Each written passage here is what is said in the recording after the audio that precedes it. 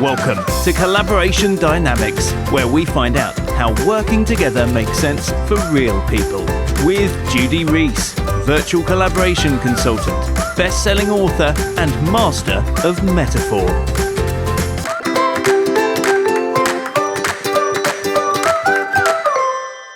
Hello and welcome to the Collaboration Dynamics podcast. My name's Judy Rees and with me today is Nadja Schnetzler. Hello Nadja. Hello Judy. Great to have you here. Would you like to introduce yourself and say the kind of things you get involved in relation to collaboration? Okay, I'm a Swiss-based person. I live in Switzerland with my family in a city called Biel, where watches are made, like Rolex or Swatch. And I'm an inspirator. I like to inspire other people to do things differently, and I like to be inspired every day. So I work in three fields mainly. Innovation, that's where I come from originally. And I got interested in collaboration over the last 5 years, and that's today my main topic. And I also do a fair amount of communication projects because communication is kind of, for me, the glue that binds it all together. Mm-hmm. And that sounds very exciting. And I gather you work all over Europe and even further afield. That's right. And so when you are collaborating at your best, who are you collaborating with? I'm collaborating with extremely different people and extremely different groups. Sometimes I collaborate in projects with other people, with freelancers from my network, with my clients, with people I know well and people I do not know at all. Sometimes I'll collaborate with teams that I accompany over a longer period of time and help them collaborate better, but become kind of part of the collaboration for a while. But I also see, or I look at collaboration everywhere I go. So I tend to think that I also collaborate with friends when I do a project with them that is not at all work related, or I like to collaborate with my family in finding ways on how we can communicate with each other better and have a good time together that makes sense for everybody. We're four extremely individualist people here in our family. So there's also kind of collaboration there. So when there's such a variety, this question's possibly a difficult one, but I'm still very interested in your answer.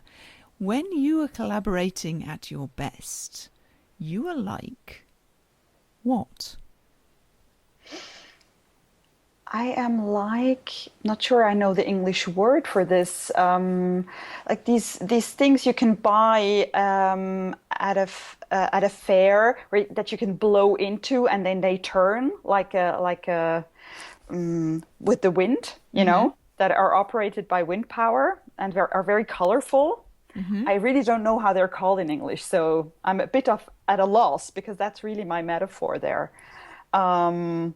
Kind of a spinning wheel kind of thing. I find myself torn because wearing my clean language hat, I wouldn't normally fill in the word, even if the person I'm talking to is a non-native English speaker. But I think I'm going to cheat and say I think I would call that a child's windmill. Exactly, a windmill, very colorful, rainbow-colored windmill that is operated by a lot of different power and is turning effortlessly. So it's very colourful. It's turning effortlessly. And is there anything else about turning effortlessly like that? It's really that you feel that there's a lot of good energy and you don't need a lot of additional effort to make the wheel turn or make the wheel go round, and everything feels just natural and nice. And so it's feeling natural and nice, and you don't need a lot of extra effort, and it's turning effortlessly, and it's very colourful. What kind of colourful? I think because I have to do with so many different people and I really love people and I'm interested in their stories and also their, you know, the bright and the dark sides that they carry because I think you have to always look at the full person. Because I have to do with so many different people, I think that's what makes it so colorful. And by having projects and collaborations with so many different kinds of people, I think that I draw my energy from there and can also give it into other contexts where people maybe don't have the experience that I have, or the variety of collaboration methods and circumstances that I see just by doing so many different things. Mm-hmm. And so it's colourful like that, those different stories, different people, and it's turning effortlessly. And is there anything else about that windmill?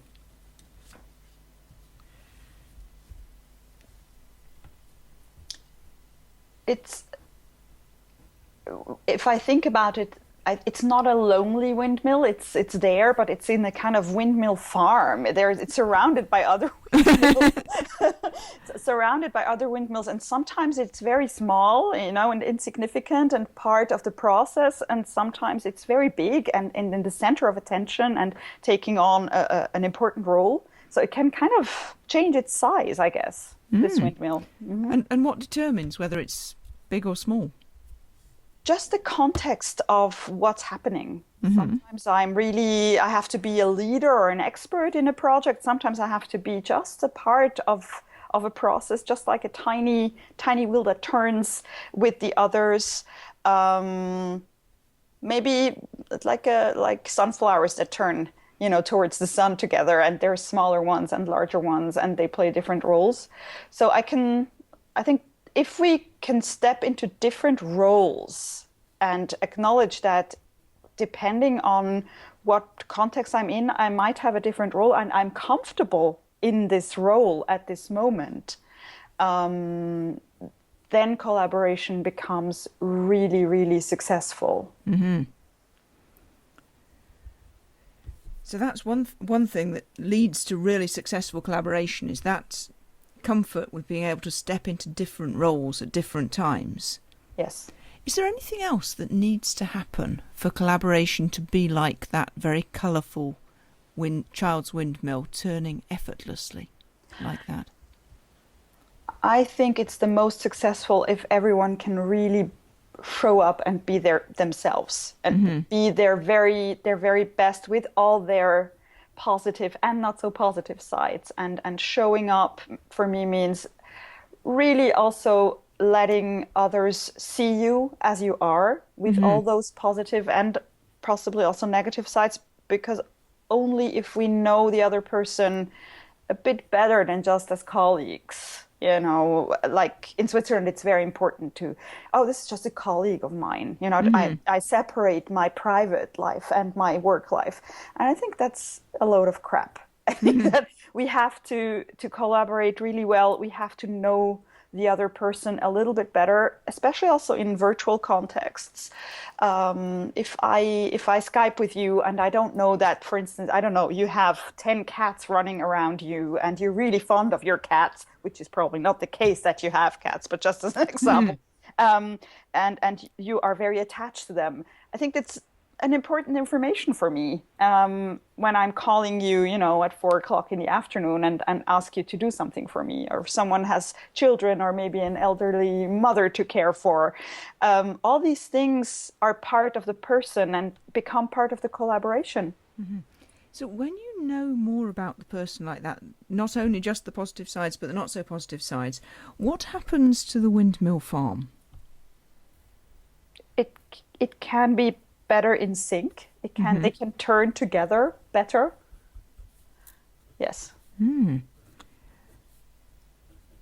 part of me wants to ask you more about how they turn together, and part of me wants to ask a whole bunch of very practical stuff about how you decide which things to share and which things to keep private. Mm-hmm. Which question do you think I should ask? I think both are really interesting. I think the second one to me is very important to me. Maybe I can give an example. It's not a metaphor, but it's an example. every year I do one large project with 70 young people from all over Europe and a team of 10 coaches that do the project with them. Mm-hmm. So I'm kind of I'm the very large windmill, and mm-hmm. the 10 coaches around me are not much smaller, but they're, I have to kind of provide the method that we will work with these young people. And over these 3 years that we've been doing this, I've realized that if every one of these 10 coaches is authentical, is really showing up and showing who they are and not trying to, do a kind of joint artificial thing that feels like we are agreeing on a method, which we are using the same method, but everybody has their own style. Mm-hmm. And if I think about all these different styles, what makes this interesting for the young participants, they are between 17 and 22, is that they see that we respect each other as a coach team. We have fun together. We really value each coach's expertise and specialties and strong points, and that makes the young participants draw on all those 10 coaches rather than just on their group coach. Mm-hmm. They might go and say, oh, Judith is really the one who can be very critical about something, and we need this criticism now. Or Rakesh, he's the fun guy. He's the guy who always will come and cheer us up if we feel, stuck in our idea generation process. So we've come to value these individual traits, and also the parts that come with those traits that are maybe not always pleasant. Mm-hmm. And that doesn't mean that you have to share everything about yourself. Nobody shares everything about themselves with no one, I think. But just showing a little bit more, being really authentic, not trying to copy someone else. Mm-hmm. I think that's crucial. Mm. That doesn't necessarily mean revealing the huge piles of dirty laundry to the person you're speaking to on Skype for the first time, and so on and so forth. No, not that kind of open. But letting the other person see more than just the professional side of yourself. Mm-hmm. Letting them see behind the scenes maybe a little bit. Mm-hmm. Letting them see some context about where you are and what situation you are in. Because that is important information, I think, for collaboration. Mm-hmm. And so when people in a collaboration do reveal that little bit more about themselves, then what happens to the windmills turning together better?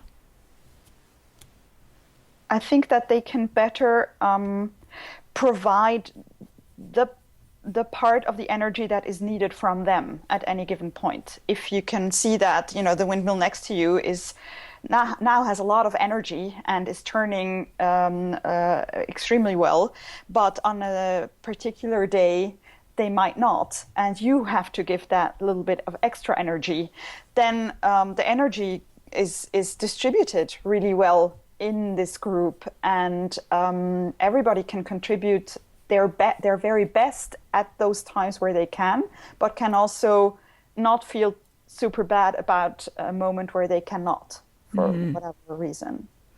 That makes the collaboration, I think, more it really distributes the load to everyone. Mm-hmm. Mm. So when the collaboration distributes the load like that, and that they're turning together the windmills, and your colourful windmill can change size, get bigger or smaller depending, and it's turning effortlessly like that, what happens to innovation? I think the windmills, when they want to innovate, this team that may be working together might need to bring in additional people, other windmills of different colors, of extremely different colors, to make that happen. In my experience, there is maybe the windmills that I was talking about now are the ones organizing this innovation process, this process in which ideas can be generated. And then other windmills join this process in order to actually have ideas and actually contribute something within this context, within this process that the windmills provided. Because the more different perspectives we have, the more different opinions, the more different viewpoints and experiences, the better can we create ideas that are truly new and different. If the windmills always work together, and even if they are very authentical and colorful, at a certain point they will become quite dull if they have to innovate on their own. So they better expand this field and bring in additional, very odd additional windmills to make this process more successful. And is there anything else about those very odd windmills? The odder, the better. I have these experiences when I bring together people to innovate, and I have the 13-year-old teen and the 55-year-old CEO and of the company, and they do kind of a group work together where they have to draw something or whatever, and the CEO talks about shareholder value or whatever, and the teen just asks, what is shareholder value? And the CEO realizes that he actually has a very different view of the world, and has to acknowledge that others have different needs or different questions. And then something interesting happens. Then they can start talking to each other and seeing that, how do you see that? Or what would you do with our product? And the more varied these odd windmills are, and the more you bring in people who are not necessarily knowledgeable about this particular company's or organization's product or service, the more you can find new and different ideas. And when all that's happening and the windmills are turning together and the very odd windmills are coming in, and there's collaboration and there's innovation, and your windmill, very colourful, turning effortlessly, can be small or big depending on the situation. And it's that kind of windmill you blow and it turns. And you are an inspirator. Is there a relationship between your windmill and you are an inspirator? Is there a relationship between the two? I'm sorry, I'm not... Yeah, is there a relationship between the windmill and inspirator? Yes, I think the windmill needs energy to function. That's the inspiration I need from all these different contexts, from all these different people. I'm like a sponge, soaking that up and taking that in. But I can also give that energy away. By getting this energy and getting all these different experiences and being able to be so privileged to look into extremely different contexts and companies and organizations and different teams, I can also give this energy away. I can inspire because I have been inspired. And is There's a relationship between those two, yes. Is there anything else about how that works? I can tell you when it doesn't work. I have tried a few years ago. I was determined to specialize myself in something, to specialize in a field, because I was not sure after 24 years of innovation in these extremely different contexts if that was really something I was enjoying. I just, because there was nothing else I knew. That was just my life. And I had this suspicion that maybe I would feel also good or differently if I would specialize in a certain topic. And I did this for 4 months. And then my best friend told me, he said, can you please just expand your horizon? You're becoming extremely boring. And so the windmill doesn't work if it doesn't get energy from very, very different sources. My windmill, and I need to soak in this bath of extremely different, with extremely different additions every day. I need to change the context. Maybe it's because I'm a journalist originally. I'm a very curious person. And if my horizon kind of is shrunk to one topic, I'm just not that person. I admire people who can go in depth about something, but I'm more a jumper. I have to go from topic to topic in order to get my energy and to be able to pass that on. Mm-hmm. Oh, I'm so empathizing, not only because I also used to be a journalist, but I've also spent a lot of time agonizing, thinking I should specialize, and hating it. Busy? Exactly. But I think it's a special type of person. A lot of people do not really know what I'm talking about when I explain this to them. They're like, but this must be so exhausting. But for me, the other thing is exhausting. Having to go in depth to something for a longer time is just excruciatingly painful, because there are so many things that interest me and I cannot pursue them at this point because I'm specializing. Mm-hmm. It's the worst thing for me. And so when that's not happening, when you're getting energy from lots and lots of different sources, then the windmill is spinning and it's colourful and it's spinning together with other windmills, and the very odd windmills come in for the inspiration, for the innovation and all of that. And then what happens? It's just a fantastic feeling. It's probably my son. He's a composer. He's a 16-year-old composer and rapper. He feels like this when he's on stage. Mm-hmm.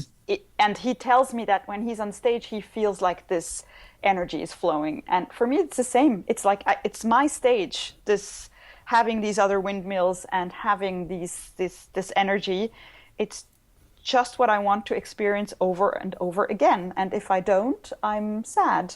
Mm-hmm. And what needs to happen for you to experience it over and over again? I think I'm doing exactly what I want to do. I'm kind of balancing my portfolio with many different things, not too many, not too few.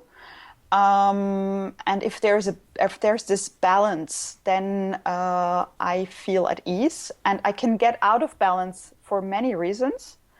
And if I get out of balance, then the windmill doesn't function so well, and I have to find this balance again. The balance can be making sure that I really have different projects, not too large, not too small, that I work with many different people, that I have changing topics, etc. And if I don't do that, sometimes I kind of overstep my own boundaries, and then I realize that now sooner and sooner, and I can correct the path and go back to this place where I feel the energy flowing. Mm-hmm. And so, if, as we're coming to the end of our time, people will be listening to this and they'll be thinking, I wonder if Nadja can help me with the project that I've got going on. What kind of people would you like to hear from? And how can they get hold of you? Okay, I have a website. It's www.word-and-deed.org. Mm-hmm. Very bad choice of website name, but there we go. Your own failures. It's fantastic to see them over and over again. Every day you have to write that out. Exactly. Word dash and for word and and dash deed.org. Yeah, people who really want to find me, they will be able to find me. I'm really interested in people who want to drive change for good, mm-hmm. who want to change something very small, maybe just in their team, maybe in their organization, maybe in society, who are driven by the wish to change something and want to do this either by looking into innovation, so generating good ideas, or want to improve their collaboration so that everyone in the team can be really heard, can really show up and contribute, that I'm interested in clients like that. And just go on my website, drop me a line, and I'll be in touch. Brilliant. Thank you very much indeed. It's been really interesting talking to you. I wish you lots more windmilling. Thank you. You've been listening to Collaboration Dynamics with Judy Rees. Ask your questions and leave your comments at judyrees.co.uk.